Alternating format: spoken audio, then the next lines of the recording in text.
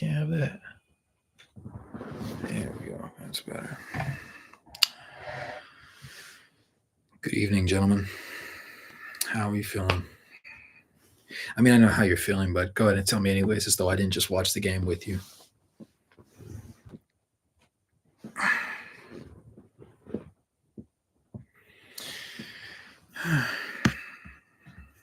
Who we got in here? Swanky Boat. I've never seen you in here, sir. Pleasure to have you. If this is your first time, popping in the live stream. Yeah, the game was ugly. Also, the referees teching Colin Sexton for hanging on the rim while the Jazz are simultaneously down 26 points was absolutely a diabolical decision-making play by them. Just let it go. Yeah, we're not going to see him dunk at all this season, so let us have one highlight play, please. Just nasty stuff, man. But yeah, I like seeing Colin Sexton play with you at 7. It was actually mildly entertaining. You know what I'm saying? Nothing really stood out except how terrible we shot. Like we've had some bad games, but everybody from 3 we were 11 for 44, and I know like we had some more bench players play, but Taylon Horton Tucker was 1 of 10 from the field and 0 of 5 from beyond the arc. That's different. That's different. I don't ever want to see that again. Ochai was 0 of 5, 0 of 3 from beyond the arc. Man. Lowry, 2 of 7. Definitely not loving that. John Collins was efficient though. 6 of 12 from the field, 2 of 5. Only 4 boards in 25 minutes, which is not characteristic of him. But he had double figures scoring efficiently. He was really the only one besides Colin Sexton and Yurt 7. But, by the time Colin and Yurt really got things going, the game was well out of reach. Trying to find some positives in this one, guys. I mean, we only had 14 turnovers as a team, so there's that. Chris Dunn finally played more than 0 minutes, more than 9 seconds. Tiago, what's up, my guy? Oh, my fault. Let me call out everybody. What's up, Tyson? What's up, Logic? Who else is in here? Swanky, what's up, man? Freddie, have you been in the chat before? If not, what's up, bro? Pleasure to have you. Out rebounded? Yes, I would agree. We were weak. Tyson, you are correct. Torian Prince is stronger than our whole team. Yeah, it was ugly. It was ugly. Logic, you said tired, possibly because of Suns game, but even that, yeah, this was terrible. But all this game showed me was how much we miss Kessler. Yeah, I would also say like for those that did see the video I just made or I just dropped regarding the way that last game ended, it was just ugly, man. Because like that's a game where if you're gonna have your boys go balls to the wall, leave everything on the court in a double overtime game, knowing you have a tournament game that counts for the in-season tourney 2 nights later, you have to come out with a win in that game. Because at the very least, you're carrying the momentum of a W into your next game. They just sat there and THC had the greatest game and then followed it up with the worst game we've seen him play from a shooting standpoint. I'll say from a shooting standpoint because he did have 3 boards, 7 assists to only 1 turnover, which he hasn't had a ratio that good all season long. But he followed his best offensive shooting night with his worst offensive shooting night. Sexton was still good. He shot 6 of 11 from the field today, 2 of 3 from 3. 3 rebounds, 4 assists. I like him playing alongside Yurt 7, but outside of that, like we really blew that game. We had to win. There was too much effort that went into that game for us to sell the way that we did. And Jordan Clarkson didn't shoot well that game. He also didn't shoot well this game, but they pulled the plug on the starters very quick. Nobody played beyond 25 minutes. Keontae was 3 of 11. He really got some shots up. Honestly, I would have just let him burn some more time, but I also understand pulling him because he did play a lot of big minutes, last game. But at the same time, it was just an ugly showing for the team all around. He said, do you think we will be active at the deadline? For sure. I think there's going to be at least one trade one trigger, no matter how small or big. The Jazz are going to pull the trigger at the deadline. Obviously, we're looking at it being some sort of guard move, but believing what Ochai could potentially be, believing what Jordan Clarkson has been, with the exception of the past two games when he plays alongside Keontae George, you kind of feel comfortable with that. How far are you willing to allow Keontae to develop? How long can you trust Colin Sexton to play efficient in spot minutes, 20 minutes a night? He's looked good over the past 5, 6, 7-ish games. So you could trust that. THT is probably the guy that's going to be, he has good games and then he has games where it's just like, bro, keep him off the court, please. So with that in mind, he has the bigger package. He has like a bigger bag of things that he can get into than Colin. So he'll probably be the guy that gets moved just because he's going to be more valuable to a different team. He doesn't look really good with us, but on a different team, he definitely be a more solid piece to have on their roster. So I could see him having some pull. Fontecchio is probably going to stay. He was 4 of 6 in this game, 3 of 5 from three, so that was nice. I mean, obviously he's not a defensive piece, but he's on the court to shoot the 3 ball. He hit the 3 ball today. Big Yurt finally got some burn. It's been about time, a long time ago, but 8 of 11 from the field. I'll take it. Missed the 1 3 he took, but I'm not mad at it. He took it, and that's one thing that you can appreciate about him. Luka 0 of 3 in 9 minutes. Chris Dunn finally played. 2 of 4 from the field, hit his 1 3, 2 assists, no turnovers. So I mean, enjoyed the 8 minutes that he did get out of that one, but nothing too crazy, honestly. You said front court was so ugly, causing our team misses. It was ugly. It was ugly. Sam, what's up, bro? You said worst game of the season? Undoubtedly. Yeah, this was messy. It was sloppy. It was messy. And the thing was, it wasn't even like a turnover thing. And maybe I don't want to call it the worst because we've definitely played messier games. This game was more so we got out rebounded for one, so they were more physical than we were prepared to be, and then for two we just missed too many shots. Like the shots that a lot of people were taking weren't bad shots; they just weren't going in, and that was the roughest part of the situation because there's nothing worse than getting a good look or running a play, running an action, and getting the shot that you're supposed to get on the action and consistently missing the shot. Not missing it once, not missing it twice, but 4, 5, 6 times over the course of a quarter. Those add up, and they did today. Are you sad the Jazz keep losing? Oh, of course, man. Ideally, this is a game where I was comfortable losing. I kind of had that in my head after we lost to the Phoenix Suns. As much effort and energy as it went into the whole thing, it was one of those things where like they just had to get the most out of it. And since we didn't, I knew that this one wasn't going to look good. I didn't think it was going to look this bad though. That was the roughest part. You said Logic, I'm sure we'll be active at the deadline. It's just what we do then. Are we selling or buying? Depends on who's being shopped, to be honest. Massacre in LA, yeah, that's an understatement, Tyson, especially at this point. Sorry, but your team keeps.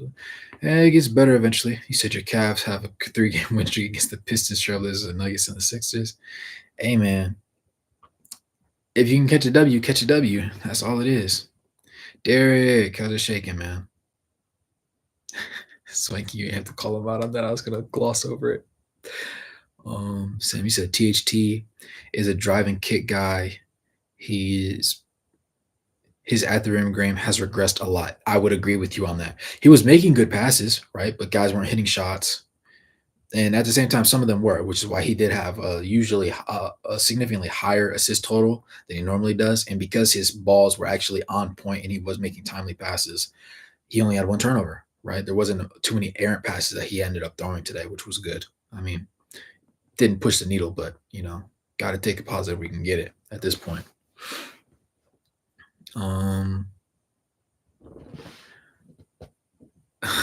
Tiago. Hey, at least he hopped in here and he wanted to talk to everybody. Like, I think podcast are dirty. Jazz will be a lot better. Tiago, I'm used to this being an NBA chat. I just got here. No, you're good. You're good, Cosmic. You're good, Cosmic. I know you're just here, man. It's all right. We cool. Just we're all family in here. We're all family. The more people, the better. Everybody has their grievances. Some of us have our ups, some of us have our downs. Um, Obviously, most people in here are on the Jazz side of things since we just did check out the game. The game was so that's how you know the game was ugly because I couldn't even turn on my live stream at halftime. Like it was just not attractive to watch. Um, you know, with that in mind, this was ugly. Like the difference between this game and games past is like in games past you could say this is what we should have did to win the game. These people should have played. These people played really good. These people played really awful. But this one is pretty consensus. We just missed a lot of shots. We were out physical at the rim. That's all. There's not much more to be said beyond that. I mean, maybe you want your starter to play a couple more minutes. 25 minutes is kind of low, but considering the way the game was going, there was no realistic opportunity of them, coming back and making it a tight game. I just don't think the gas was in the tank, considering that most of these guys played. I think Lowry last game played what 44 minutes, 45 minutes, and the other starters weren't terribly far behind him. I think Ochai played the least number of minutes at like 27, between 27 and 31, I think, but like still substantial. So just happens what it happens. Swanky, you said, do we try to trade someone like Olenek to free up some PT for Taylor Hendricks? And you said, and trade THT for more PT for George. Since they've decided that Keontae is going to be the starter, we're not very much pressed about that one. Kelly Olynyk still fills the playmaking hole right now. And in a game like this where you have Keontae play, 21 minutes, he's missing most of his shots, and he has what 2 assists to 2 turnovers. Having Kelly come in the game with his 5 assists to 2 turnovers is decent enough. Uh, Keontae George, Keontae George, Cosmic, Keontae George. He was referring to. Um, it's one of those things where you aren't good enough playmaking yet to consider Olynyk expendable. Now, lately, Olynyk has had some horrid shooting nights. Over the past few games, actually, like some of them he takes less shot attempts, so it doesn't look as bad. Like he'll go 1 of 4, you know, 2 of 6, something like that. But today was 1 of 6, so it stood out. He was 0 of 4 beyond the arc. He missed most of his threes. I know two of them I remember vividly. They both came off the catch, and he just didn't nail them. He was 2 of 4 from the free throw line. 5 boards, 5 assists. Not much quality there tonight. Recently, he hasn't been the most efficient player on the court, so that makes me question kind of things or what's going on with his role. Maybe it's what lineups are being ran or where his minutes are kind of sitting right now. But it's just something to keep an eye on going forward. Eric, you said it's a kick in the balls. Yeah, one might even understate that because we said Jazz needs a fast player and a good rebound guy to get past big guys like Durant. I'm not gonna lie, that Durant was cooking. Well, since I didn't live stream that one because I was at work, or we could talk a little bit about that, I guess. No, we've only been live for 15 minutes. Crazy stuff. Um, the Phoenix game was a good game. There were obviously Tiago. There were obviously some rough spots here and there. The biggest rough spot being Jordan Clarkson's abysmal shooting percentage. You saw Lowry go, what was it, 2 of 10, 2 of 9 from beyond the arc, but he was also like shooting 70-ish% from inside the 3 point line. So it balanced itself out and looked like a good overall number. I honestly liked Lowry versus Kevin Durant. It was nice. Even Ochai and Katie wasn't too crazy, but Ochai is a little bit green behind the ears when it comes to guarding Kevin Durant specifically. Guarding good players isn't new to Ochai. I'm going to say that. But Kevin Durant and just run of the mill good players are two completely different things. Because Kevin Durant is going to act like he's going to sit there and drive on Ochai, which he did quite a few times that game, and then just hit 1 pound dribble and went right into that jumper. And once he was there, and Ochai was 3-4 feet away from him, that closeout did nothing, and that bucket was going in. It was a I don't know who said something about Kevin Durant. Maybe he got into it with a Twitter troll again, but he's on one, and we just happened to catch the. We just had to run a fade with him twice back to back, which is not something that you want. You said marketing needs more touches, more screens for open threes, too many possessions. He never even touched the ball. I would agree with you. I would agree with you on that. Quality, since Lowry is more of a straight line drive guy, right? Like he doesn't have the most incredible handle, but you're also not going to sit there and pick his pocket. That being said, you want to put him in a position where he can get quality shots the easiest way possible. The less energy he has to expend finding and hunting for his shot, considering that he's not an incredible playmaker, it just makes things easier for your team as a whole. Because then you can have him shoot 20, 22, 24 shots on some Jordan Clarkson stuff, but it's efficient. And if he misses shots, he's not going to get too frustrated about it because it was still a quality shot. It was a shot he was supposed to get. He just might need to tweak something, might just have to adjust his form, his footwork, whatever the case may be. And that's a sideline, halftime, quarter end kind of conversation he has with the shooting coaches or whatever else they have going on. Or if they just need to switch the action that they're running to get him open, whatever the case may be. Lowry, this team goes as Lowry goes, and if he's not able to get quality shot opportunities, then the team as a whole will suffer because we see what happens to Jordan Clarkson when Lowry's off. Jordan Clarkson's not on. And if Jordan Clarkson is your other volume guy and Colin Sexton is your next guy taking double figure shots, but he's coming off the bench playing just 20 minutes, probably not going to be the most efficient thing in the world. Living in Cedar City, Utah. Mitchell, what's up, man? You said, I don't know if it's just the Lakers being good or what, but it just felt like no effort tonight, especially from Collins. Collins shot well from the field, though, but the boys look gassed. I would agree with you. The Lakers, it's really both things. It's both things.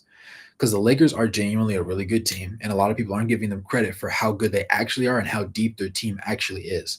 Because the Lakers aren't like the Suns, right? The Suns are a high octane offensive unit, but defensively, they're going to give up buckets. If you have an okay shooting night, you're going to look really good against them. If you have a great shooting night, you're going to look really good against them because they just don't have it like that. The Lakers are a more balanced team overall, and they have similar depth to what the Phoenix Suns have. So it's a mix of them being a more physically daunting team than the Phoenix Suns were, and the fact that we had to just go our starters had to go an extra 2 rounds against the Phoenix Suns, and they just didn't have enough time to recover in just 48 hours, less than 48 hours, honestly.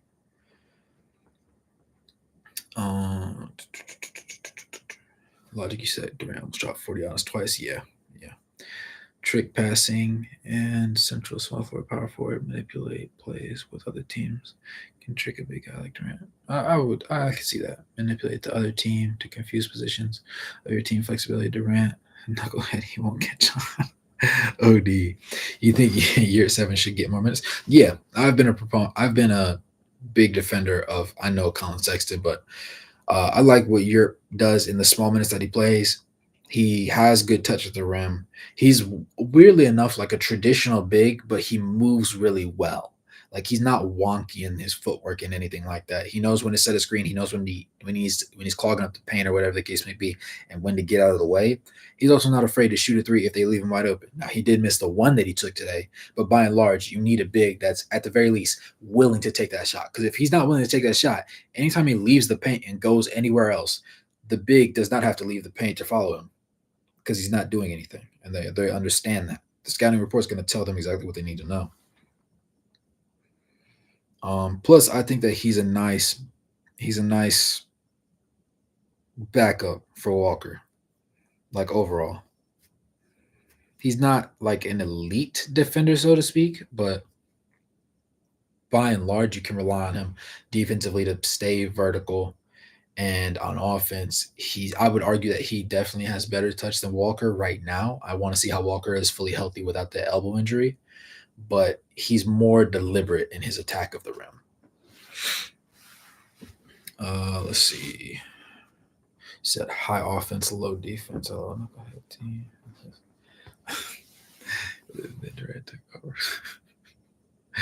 The way I see it, Jazz have 3 drivers: Sexton, Clarkson, THT. They need to get another dangerous high percentage 3-point shooter to get more open looks for Lowry. Yeah.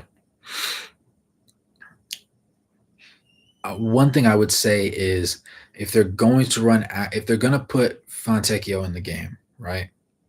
His role is solely as a catch and shoot guy. You don't want him creating offense for himself. You don't want him to work any harder than he has to. He needs to get in position, be ready to catch the rock, and let that thing fly. If you can use him for that, and you can kind of hide him on defense to the point where he's not getting straight up switched onto with screens and just basically bullied the entire time he's on the court, then you have something that you can actually live with and you're not going to hate the entire situation of it. And as long as he's hitting his three pointers, he's always going to be playable. It's the issue of nights when he has an off night and you see him start the game out going, 1 of 5. Do you still want to play him later on in the game? Or do you think that you want to go ahead and cut the valve off now? Because an issue that we have with Jordan Clarkson is when he's bad, will leave him out there because he's an important leader for the team, and I understand that. But if you're not hot, you're not hot. It doesn't take 20 shots for you to realize, oh, I'm going to shoot 34% from the field. Like you kind of know that after like the 10th, 11th shot. So I don't see the point of that, to be quite honest with you. Um, that being said, I would argue it's really just a person knowing your personnel kind of thing, right? Kelly Olynyk has been missing his threes lately, which is concerning me because he, at the beginning of the season, despite the losses, he looked really good, right? Like he was hitting his shots. So for him not to be hitting his shots anymore kind of bothers me. I'd be lying if I said it didn't, but they just got to keep going. He said the Jazz need to call up Sensabaugh, who's been balling in the G League, and bench Ochai, who hasn't been doing good as a starter recently. Started off good, but since then he hasn't been good. That's kind of Jazz confusing. Shot players. It's just a decisive Colin Sexton. Um, Interesting take, Tiago. I would say the reason why Ochai gets minutes is he's strictly 3-and-D with the sneaky athleticism, right? He hasn't been hitting his threes lately, but he's by far the best guard defender at the point of attack that we have since for some reason Chris Dunn has fallen out of favor with the coaching staff. I'm not sure if it was like a plan thing, if they were all in on it, but I think it was more so just the quicker development of Keontae and the fact that immediately at the beginning of the season I said that Chris Dunn should have been the starting guy. They decided to go THT. I thought it was a bad decision. I was proven right by the numbers. The numbers just back up what I was saying. Not to say that THT was a terrible player because he wasn't, but he just wasn't that guy. And that ultimately led to Keontae getting that early start, and we got to see what he really got to do. Now, the Walker injury gave way for Ochai to really get something going. And the bigger thing was, in a situation like that, you don't expect Ochai to score you a lot of points, but you expect him to get you stops. So if he's getting stopped, he's kind of like Fontecchio, but reversed. Fontecchio, 3-point shooter. He's not a 3-and-D player. He's just a 3-point shooter. Ochai is supposed to be a 3-and-D player, but the important thing is for him to be good on defense. Because if he's not great on defense and he's not hitting his three, he's borderline not playable. Because what does he do at that point? Just cut to the rim? How many people are making those consistent passes? Keontae is known for whipping the ball, right? Colin's been doing better over the past couple of games, finding the right passing option. But overall, I do see what you're saying with Sensabaugh. I think sooner than later, he and Taylor Hendricks are going to see the court. I don't know what team against. Like in a game like this, I would like to see them play because things were just horrid, right? But I also understand that they likely won't get minutes seriously until after the trade deadline. Because at that point, we're going to know whether this team is a playing team or if they're just going to go ahead and say, we're going to shut it down. We're going to grab us a lottery pick, see how things play out, maybe make a quick move before the deadline, and then just shut the big pieces down so nobody gets injured, and let's get some development time for the younger guys. I could see that playing out too. Logic, you said. Ochai's not a scorer, but bringing up Bryce to see if he can be a spark plug. Something. I like Ochai, but you bring up Bryce and see how he rolls. Yeah, I'm willing. I'm definitely. Don't take me saying that as me not thinking that we need to switch, right? Because at some point, if you have Ochai in the game, right? You can play him if he's not hitting a shot as long as you have a lead, right? Or it's a competitive game. You can't put defense out there to defend your team if you're not leading, right? Because what are you protecting? You're protecting an L. At that point, you can put anybody out there. Um, in a competitive game, I like Ochai playing, but once you get down like down seven, if he's not hitting his shots and you know he's not hitting his shots, then maybe it's just a thing of him touching the ball on offense every possession, even if he's not the one shooting the ball, just making sure he gets a touch so he's familiar with the rock. So when he does get, his 3 to 5 field goal attempts a night, he's more comfortable with getting that shot off. Maybe that's what it's going to take. But right now, it's it's not cute. It's not cute. The defense is cool, but when we're getting clapped every single quarter, it's just not ideal. He ended up taking 5 shots across 17 minutes of action and then didn't play after that. So, it's not really nice. It's not really nice. Um, I'm a little bit concerned about Lowry's 3-point shots because the volume has increased, but the efficiency is not increasing with it. I would say that's more of a schematic thing. We just need to go ahead and allow him to get more quality 3-point attempts. I love him shooting, between 7 and 12 3-pointers a game, as long as they are quality shots. If he's not taking quality shots, well, you're just killing his efficiency for no reason. And then you're going to scapegoat and say, oh, he's just not shooting good anymore. He's in a slump. No, he's not in a slump. You're just not scheming him up to take the right shots that will allow him to be efficient and help the team push the needle towards a win. Those are two completely different things, right?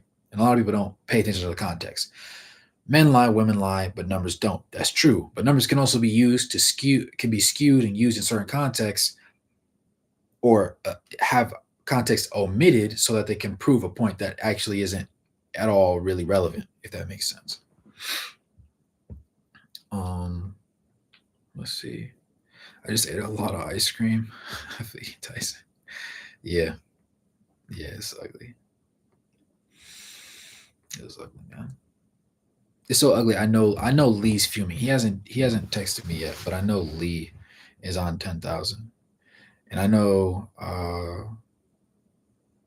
Finn is also going to be sick to his stomach, undoubtedly. But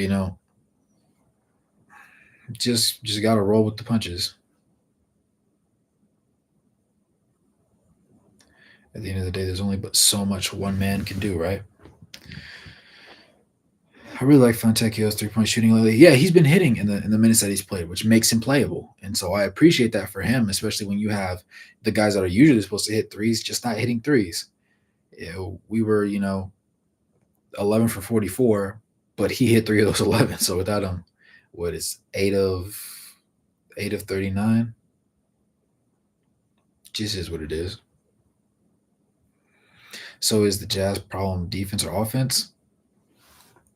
Tonight it was offense, undoubtedly, right? Because if you hit your shots, the game's competitive, and even if you're sluggish and tired, it still looks like a better game, and you can have bench pieces come in and just get some good burn in a quality game, right?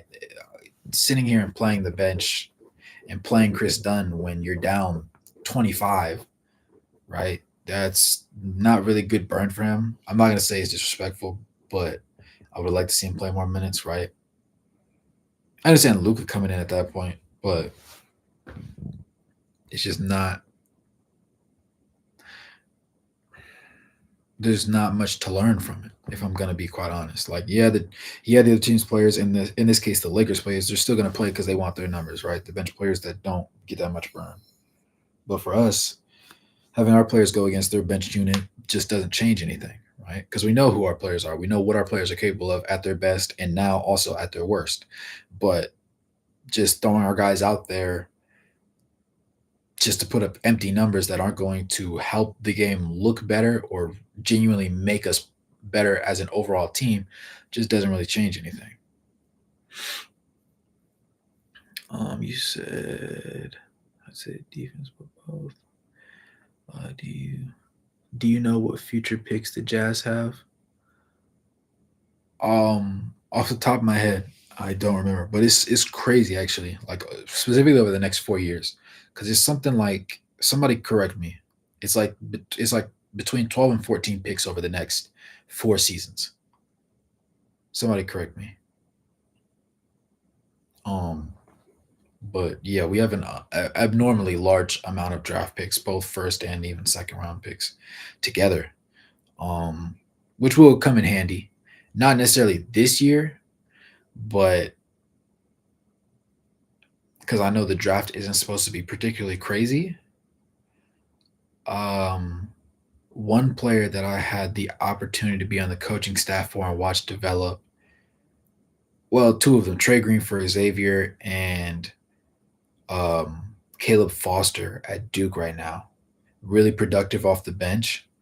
Um, if he doesn't look starish this year, I could see him returning one more year. But if he does really blow and he's like a really consistent shooter, knowing his type of game and the type of way he plays the game, I would like him. I would like to see him on the Utah Jazz because everything he does is slow, methodical, deliberate. Even like he plays above his age, basically. And I think in the right system, like he's somebody that could succeed alongside LeBron James or alongside Shea Gilgis Alexander. He's just a really workable player. Somebody like that would be very um, beneficial. Caleb Foster, he plays at Duke right now, freshman. I don't know if he will end up leaving after this year. Depending on how the season goes, right now I would probably expect him to stay another year because I know like Wendell Moore stayed what all 4 years, three seasons, and he's like not really a pine rider, but he plays a couple minutes. Um, but a player with his type of skill set, where he gets his shots in the flow of the offense, he doesn't take away shots from anybody else. He's willing to make the extra pass, and he's not overly expressive, but he's going to be locked in the entire game. Somebody like that. If somebody becomes available at the trade deadline and we could get somebody like that, that would also be nice. But I don't know how likely that is. Looking, judging from the schematic standpoints of like what the rest of the league is looking like. Um, let's see. Super. You said don't take our Mobley or Allen, please. I don't know. Timberwolves and Cleveland sent us 4 to 5. Think each. Yeah. Yeah. Yeah. Mm, three first for a Trey Young type point guard. Call me crazy. Call me crazy. Who's alongside Trey Young? Before they brought him over from the Spurs, he was they were 1 and 2 in the assist category.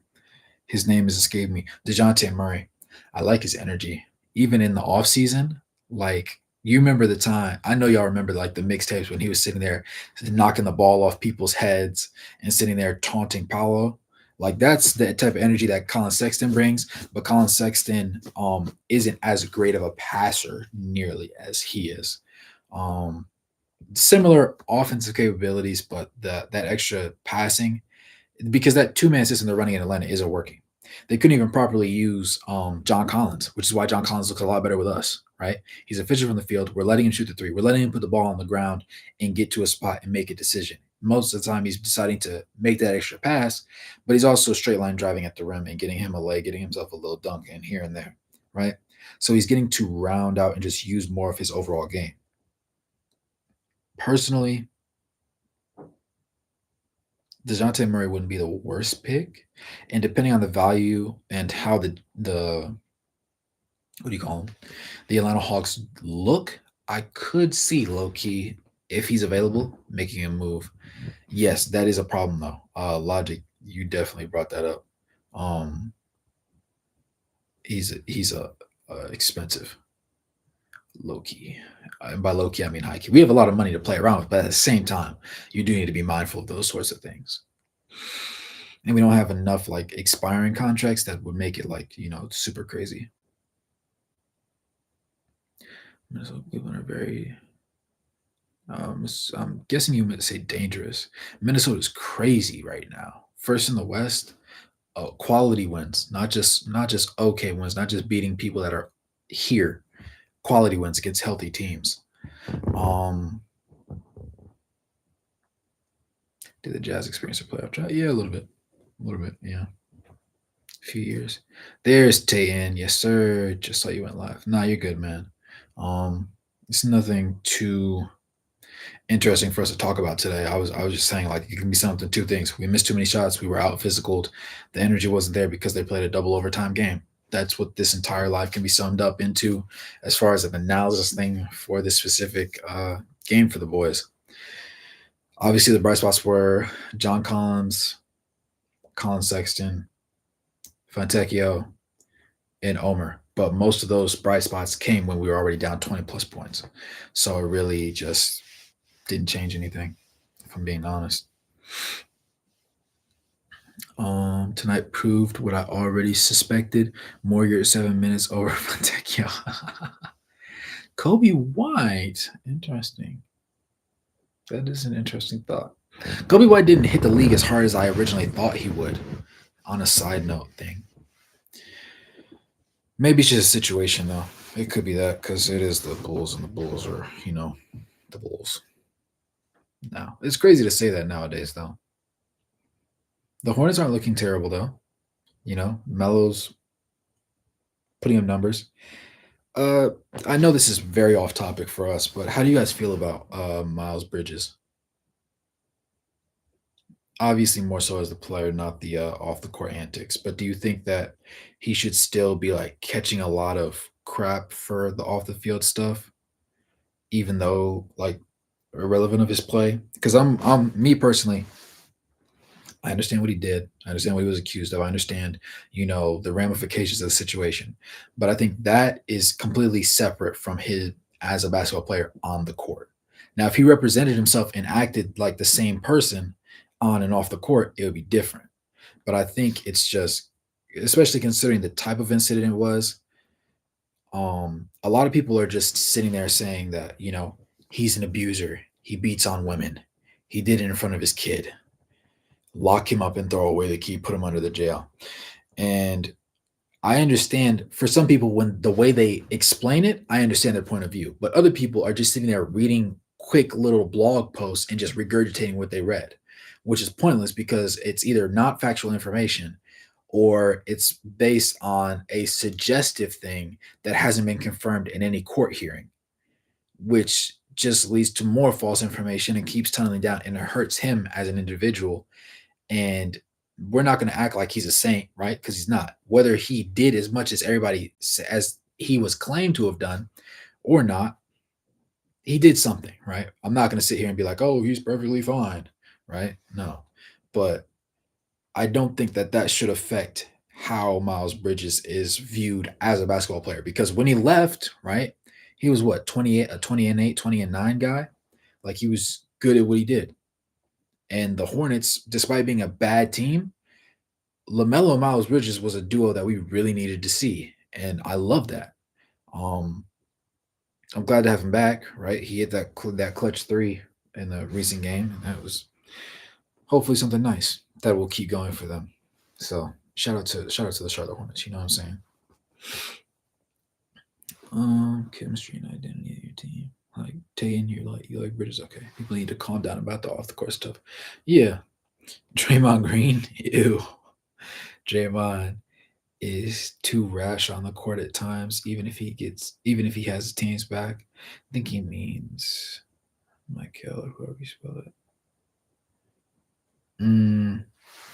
Yeah, Draymond just does a whole lot of, and I don't really love that. He's a character. He's a character, right? And he's an older guy at this point in the league, so I think he's in his Udonis Haslam phases. He can still move around a little limberly, more limberly than Haslam could, but it's not like you're going to throw a lob to Draymond, right? That's just a terrible idea. It just won't look as weird. But yeah, he does too much. Mm, Kyrie Irving for the Jazz. Listen, I love Kyrie Irving. If you think I defend Colin Sexton or Chris Dunn, you have never seen me defend Kyrie Irving. I'll tell you that for one. For two, he just wouldn't fit on the team. I think somebody said that in the chat. Yeah, Tate said he's old. He's too old. Mm, how old is Kyrie? He's like, is he early 30s? Like around Clarkson, right? Maybe 2 years older, like 33 ish. I don't think he's Curry age because Curry's 30 what? Yeah, it doesn't fit the rebuild timeline. He'd be nice to have, right? It would be flashy. It would look sexy sometimes, but overall, it just wouldn't push the needle for us long term. And really, right now, if you have that with the assets that they have right now, Lowry's 26, right? And he's like the on the cusp of just being on the outside of what they have going on. So with that in mind, it's just nice to have what they have going on, but there's no need to force something like that. Kevin Love, I wouldn't hate Kevin Love, but I don't think he's going to leave the Heat. I don't think the Heat would give him up. Not that he does a tremendous like amount of anything, but he's kind of similar to Kelly Olynyk in the type of role that he plays. He's just a more consistent 3 point shooter, in my opinion. More better Heat this one. I don't think he pushes the needle enough. That's the only thing. But that is a good thought though. That is a good thought though, Cosmic. Trade 8 first round pick Sexton and THT for Luca. Lowry, Clarkson, Luca, Collins, Kessler.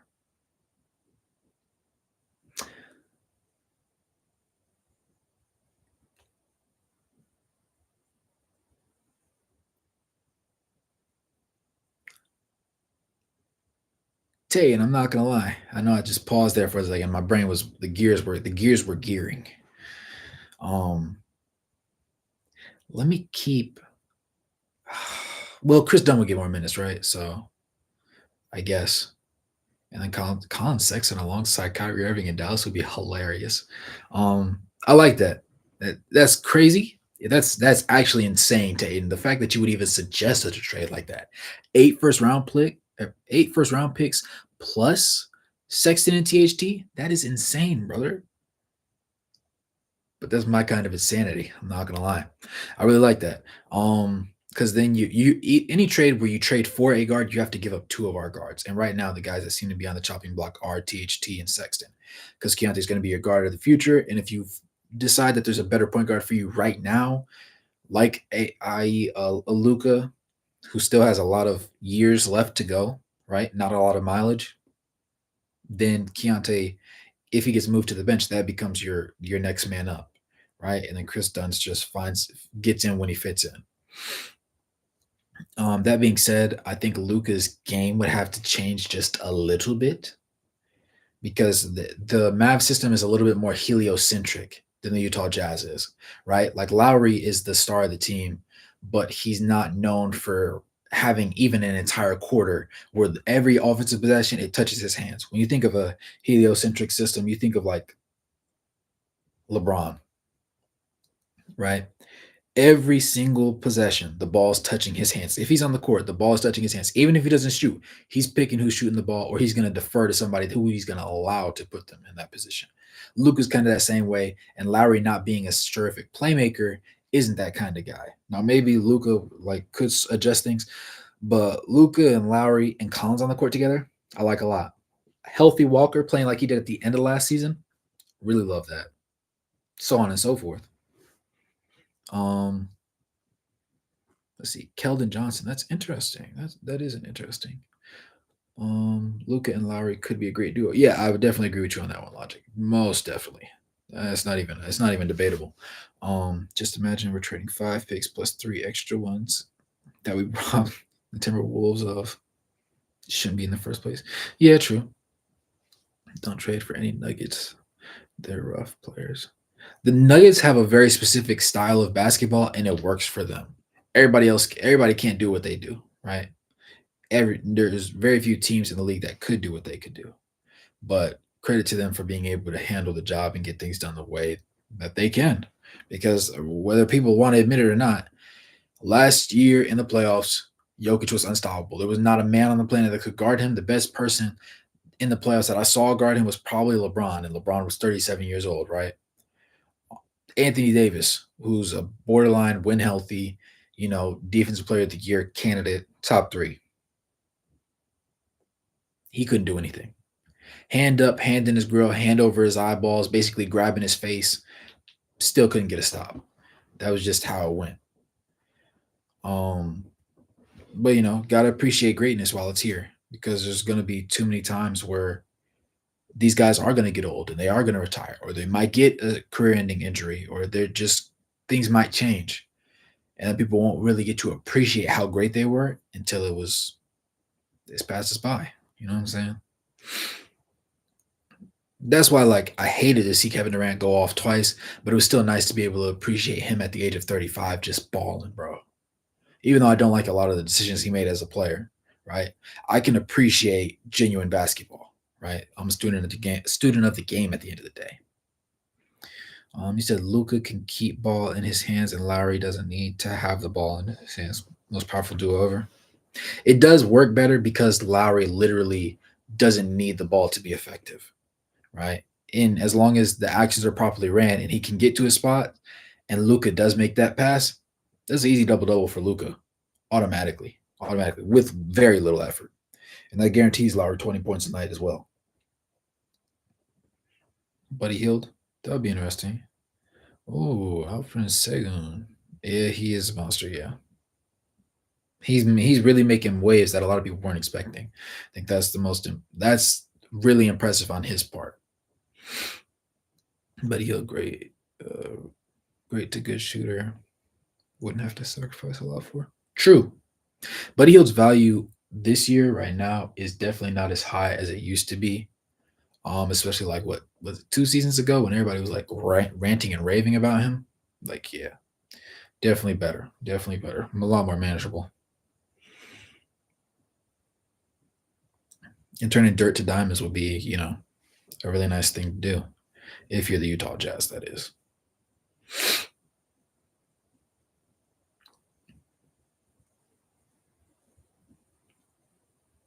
But let me see.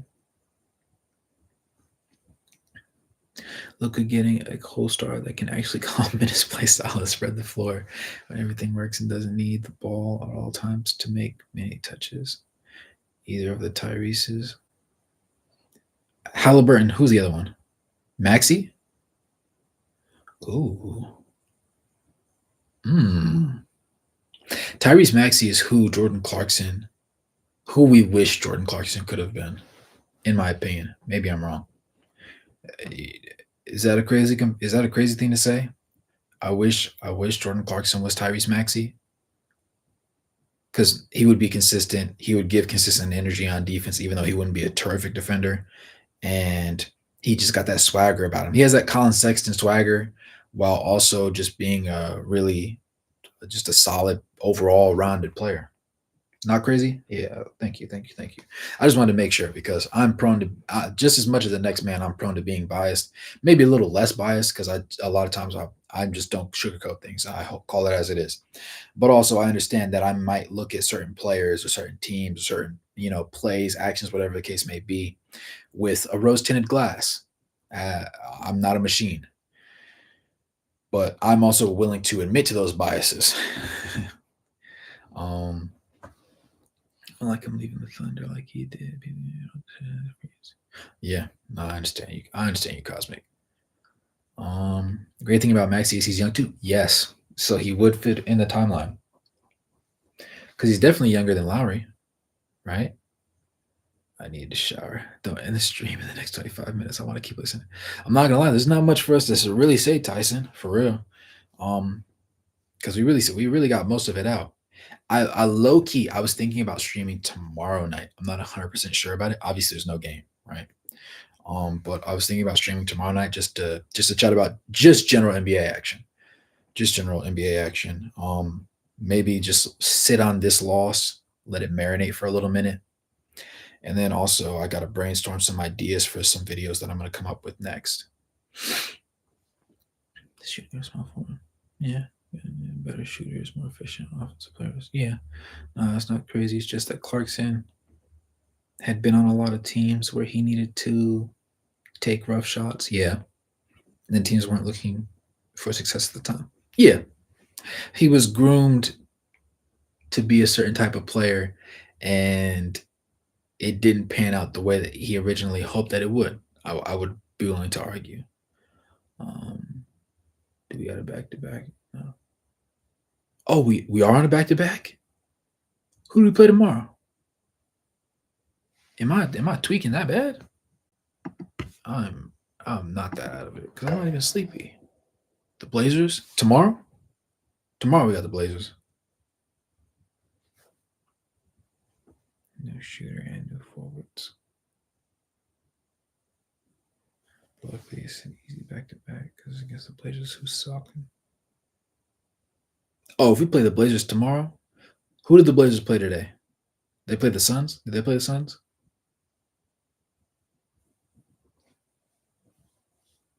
If they play the Suns, I feel really good about tomorrow.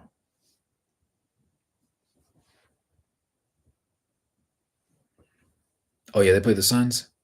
I got to look at the game score for that. I want to see the box. That's probably why we pulled our starters when we did, because of the back to back for one, and because we knew we were already getting clapped in this game, but there was no hope of coming back. So no need to force them to try really hard. But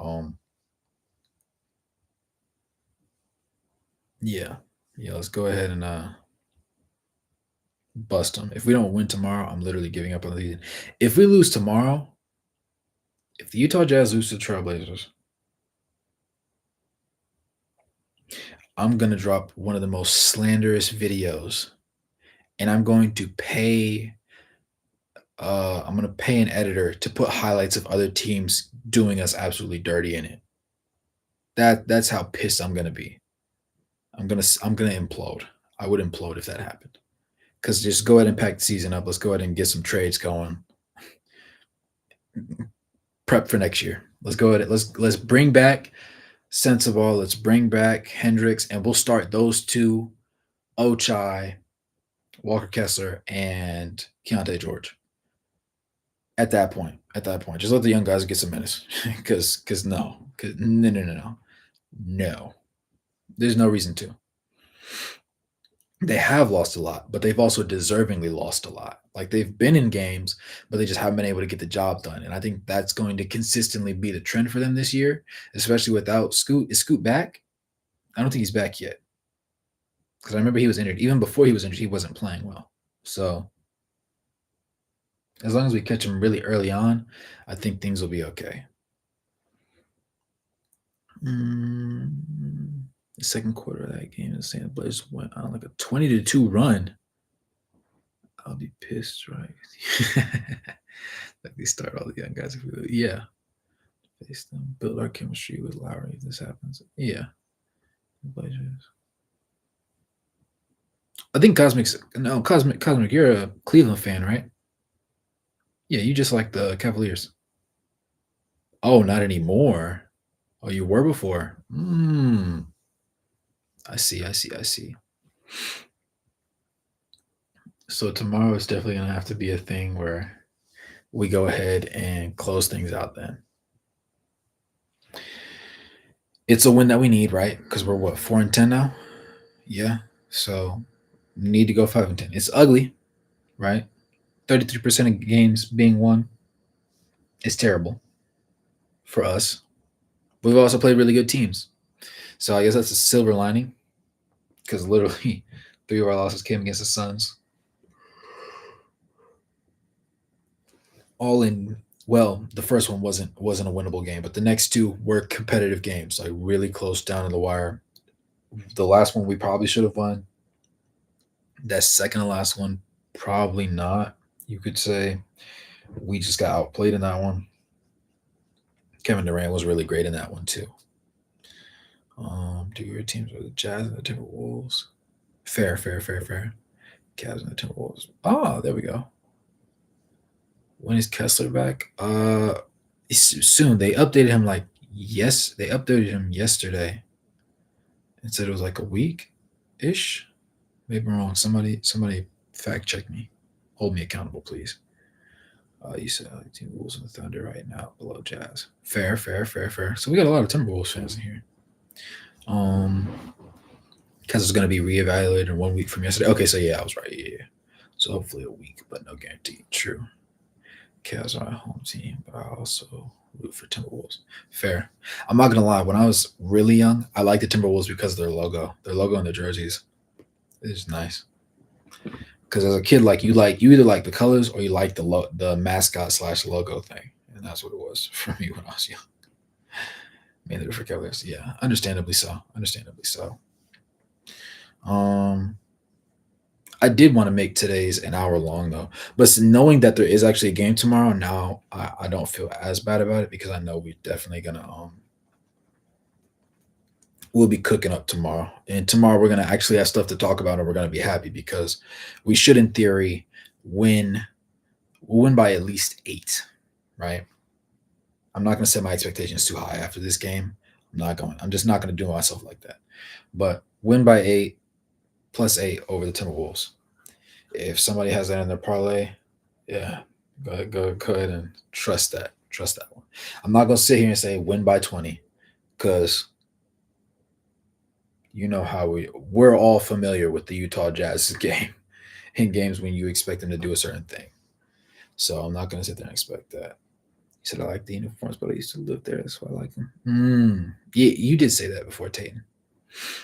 I'm a sharp peace. Y'all have a good night. W stream. Appreciate you, Tyson. As always, I'll see you tomorrow night. Yeah, probably, most likely. Yeah, we got a couple minutes left. Anything else y'all want? Any trending topics y'all wanted to chop it up about real quick, or just any question about the Utah Jazz? You know, since we are focused right here. Be here for sure. Yes, sir. I love that for us.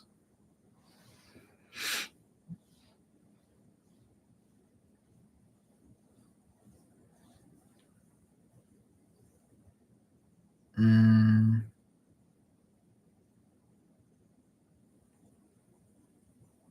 it's a rough year, man.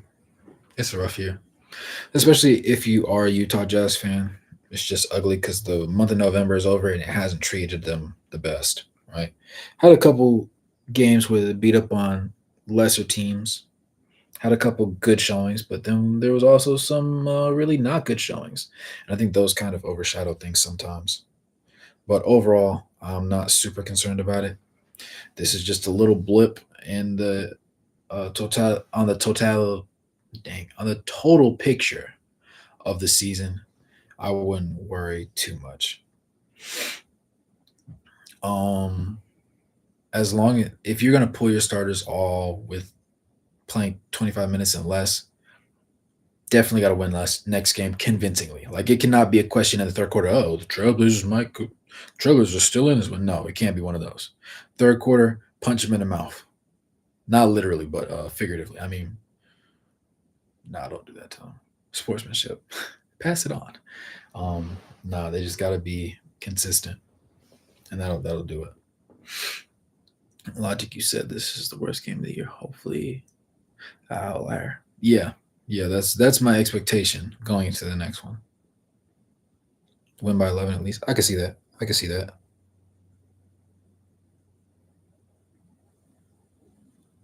It's just one of those things, man. There's something I wanted to announce actually. Let me think.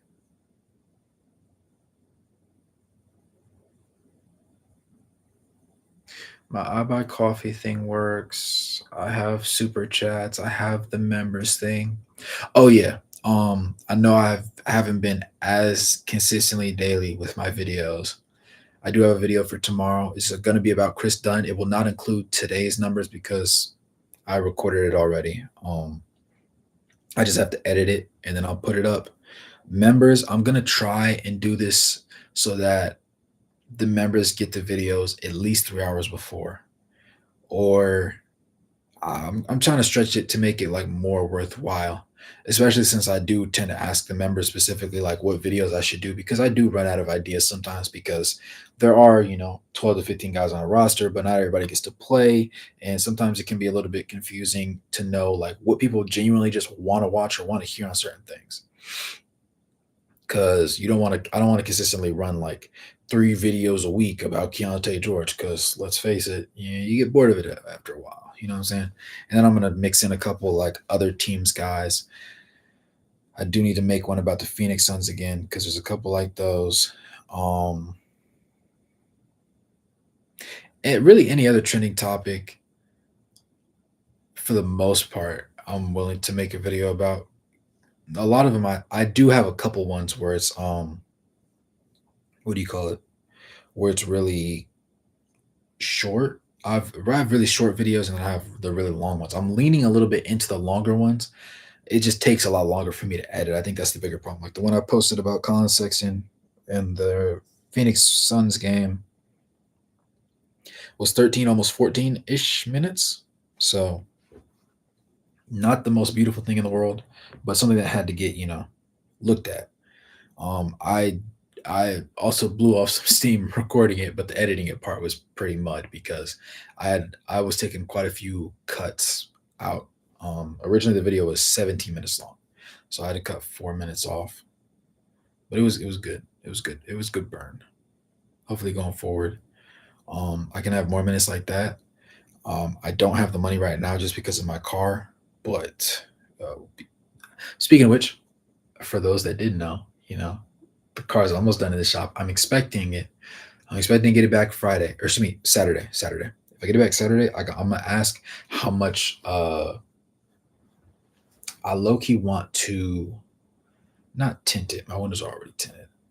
I want to wrap the car. Somebody said I should wrap it turquoise, but for reference, I have a white Kia K5. If anybody knows what that is, so I'm thinking about getting it wrapped, but I know it's gonna be expensive, and I don't have the money for it. Plus, I'm more focused on what we have going on right here, and the whole reason I do the security job the way that I do it on the weekends is so that I can make sure everything else goes. Um, but eventually, or I might do it. I can't do it purple though. Like I thought about it, I was like, since my whole thing is like wraith and my color is like the purplish yellowish, which just so also happened to be the jazzes. Um, could I wrap it purple? And I was like, purple might be nasty to have on the highway. Plus, it would stick out like a sore thumb. Like when you see my car, you would know it was me. I don't know if that's a good idea. That might be crazy. Just get it wrapped with the Utah Jazz, like the mountains and that like that whole type theme. That would be nasty. I don't think that would go over well. But what is it? Logic. Oh, Tay, you feeling them? Yes, sir. Logic, you said, I'll see y'all tomorrow. Headed out. Yes, sir. I appreciate you tuning in. As always, sir. Always timely. Um, expect the live or expect tomorrow's video about Chris Dunn to come up early afternoon. I'm trying to be more consistent with it. So with that being said, keep your eye out for that video, Logic. And I hope you have a wonderful evening, sir. Get you some rest. Why can't you do purple? Purple would be sick. You have to do you got to send me a picture of like the purple. I need to see it. Like what kind of jazz purple could I do? If you send me a good one, I'll see how much it'll run me. I don't even know how much car wraps cost. I know it's gonna run me at least $1,000 at least. I'm already knowing, which is gonna be nasty, but gotta get it in. Gotta get it in. But yeah, man. Um, if that's all we had, I appreciate you guys checking in on this one. You said Chris Dunn, is he the answer for the Jazz otherwise ruined season? Either way you look at it, he deserves more minutes, right? There's too much going wrong for him not to have minutes. And things kind of got adjusted with Keontae, but that last game against the Suns was kind of ugly, and this one was also not a good measuring stick for him.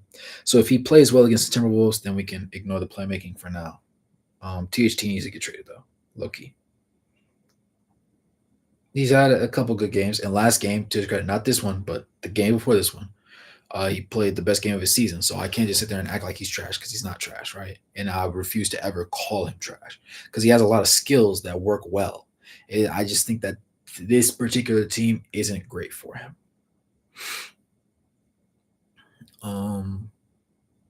Purple, jazz, purple. Let's see what I can find. Yes, sir. But yeah, with that being said, you know, it was a very short stream tonight. I didn't realize we had to back to back, but now I feel really good about it. Tomorrow I'll probably shoot for an hour and a half. I might actually cut the game on. I might cut it on at halftime. Low key, low key, low key, low key. But with that being said, as always, thanks for tuning into this live stream. I appreciate the support. I appreciate you guys getting active in the chat. keeping things up with me. I know we didn't get the outcome that we really wanted out of this game, but I'm sure there's going to be brighter days on the horizon, right? With that being said, as always, it's your boy Ray with Hoops. Thanks for tuning in. Go ahead, like the video if you haven't already. Subscribe if you haven't subscribed. Become a member if you haven't become a member yet. And as always, good morning, good evening, good night. Wherever you are in the world watching, thanks for tuning in. And I'll catch you guys in the next one. Peace.